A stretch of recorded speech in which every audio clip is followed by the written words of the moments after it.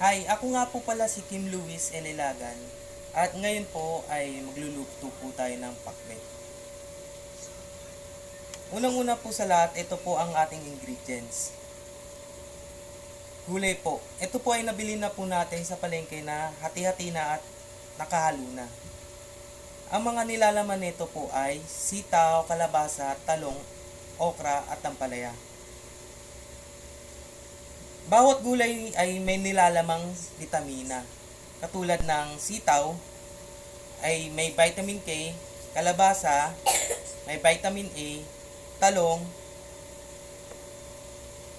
na may vitamin B6, okra na may fiber, at ampalaya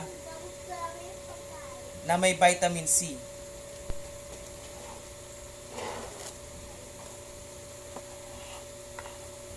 Ang bawang at ang sibuyas ay may nilalaman namang vitamin C at fiber.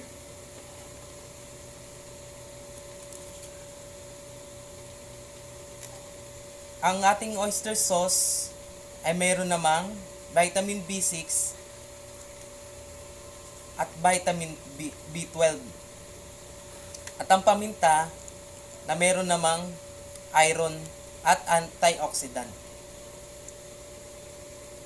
At ang pinaka protina natin ay baboy.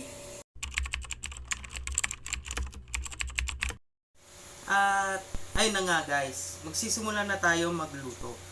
Pero bago muna yan, initin muna natin yung kawali or kaserola natin.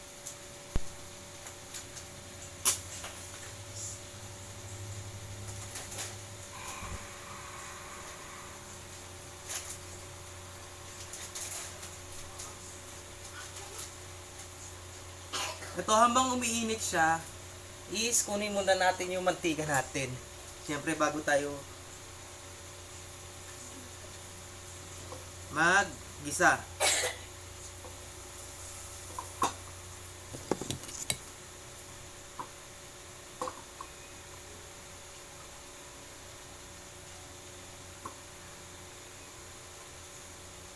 Yan, mapapansin na natin na mainit na ang ating kaserola. Ngayon maglalagay tayo ng mantika. Yan. Konti lang dapat ang gagamitin nating mantika. Yan, halo-halo natin para hindi masyadong mainit. Ngayon maglalagay tayo ng sibuyas.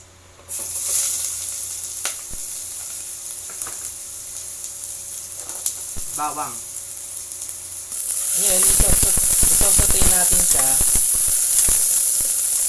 or gisa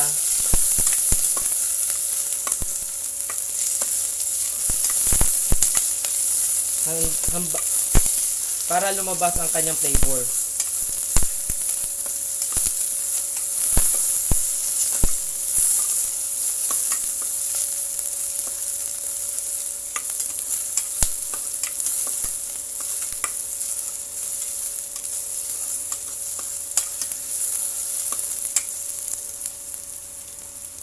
Ngayon napansin nating ready na ang sibuyas at bawang. Lalagay na natin ang karne. Ayan po siya.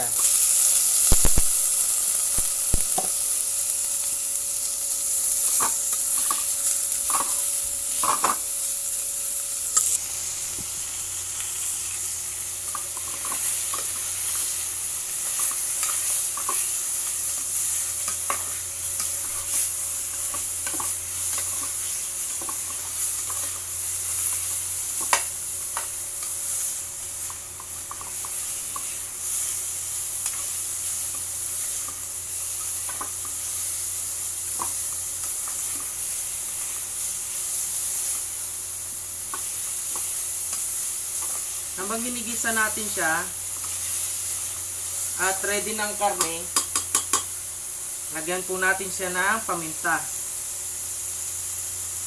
para mas lalong lumabas ang flavor ng karne.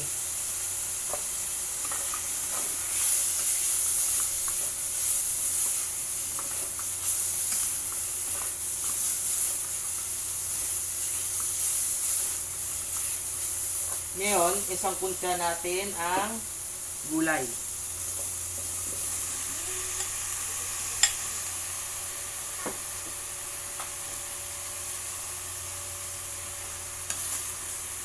Isa po natin siya ng igisa.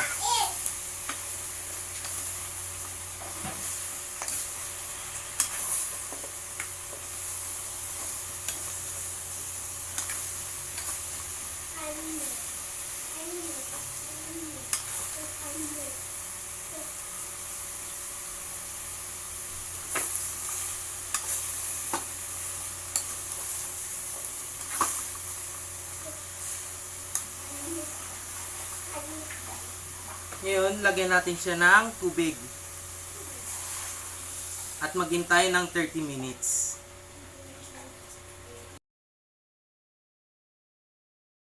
At ayun na nga po, after 15 minutes is titimplahan na po natin siya. Ayan po siya.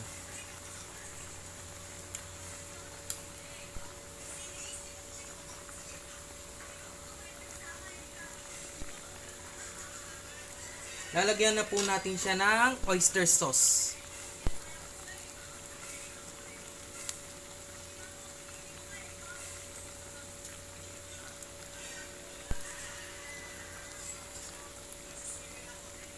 At taluin. Tapos po ba isang mangang?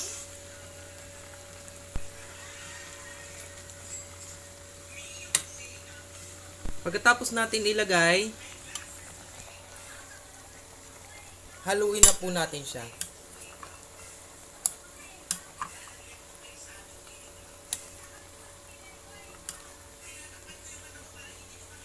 Yan, unti-unti na po natin nakita ang vibrant color po niya.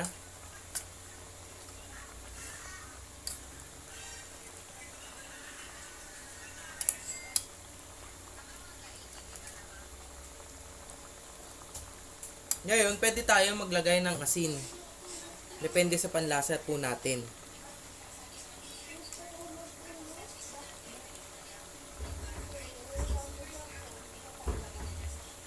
Tandaan po natin na isang pinch lang po ng asin.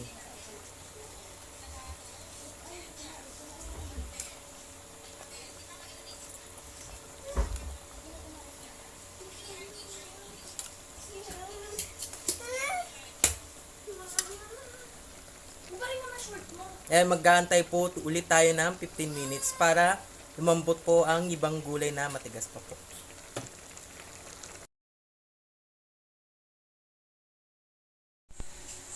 At eto na nga po. After 15 minutes, malambot na po ang gulay natin at maglalagay na lang po tayo ng betchin para lumabas ang umami ng ating gulay. Ang umami po ay natural flavor po ng ating mga ingredients na naglalabas ng sensation ng sarap. Ito po siya. Ngayon, halu-haluin natin siya. At tapos na. Ihahain na lang natin ang ating pagkain.